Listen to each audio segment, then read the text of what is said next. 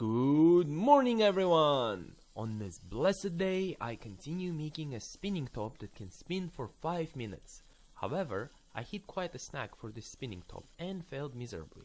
It is still a spinning top, but sadly, this is probably a spinning top with the shortest time I made so far this year. So, what went wrong? Let's analyze it then. At first, I grabbed a nice piece of maple and just like with all things turning, I turned a square into a round shape. After that, I threw everything onto a chuck and made the bottom part of the spinning top. I intended to make the spinning top resemble an airplane's turbine. The reasoning I had for this is that I only needed to make the edges of the top heavy so that it could have a longer spin while cutting back on the weight in the middle. Extra weight on the ends would slow down the deceleration of the spinning top. However, lack of weight in the middle would not hinder the spinning top's top speed when launching it. Or so I thought. I'm no engineer and I would much rather learn through trial and error and find something unexpected rather than follow someone else's path and miss out on adventure. With that thought in mind, I carve out the handle and sides of the spinning top, and this is where you can see the mistake take shape. I should have carved out the side of the top and then the bottom, but because I did the bottom and side, I ended up with an uneven spinning top. If I had secured the piece on both ends while carving the sides and only removed one of the supports when doing the bottom, I would have ended up with a perfectly even spinning top that could turn adequately. But because I lost control of the piece I was working on, that slight variation in shape spelled disaster for me.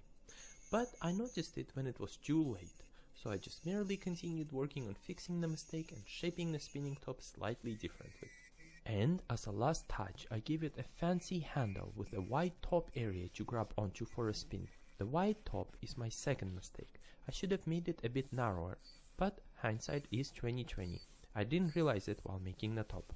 Now that I was satisfied with the general shape, I started sanding. I'm skipping out a lot here, but I sanded for close to an hour, up to 5000 grit to ensure everything is perfect. I used sandpaper that people used to sand cars with. And with that, my top was ready, and I cut it off. Again, you can see the gigantic area I left to grab onto and give it a spin. It could have been suitable for a perfectly balanced top, but it was quite a disaster for this one. Due to this, giving this top a proper spin is very hard and takes far too many tries. With the top ready, I started working on the base for it. I apologize for the poor lighting. My usual light has run out of batteries and this new light makes everything seem washed out. I realize how bad the quality was after I started processing the video.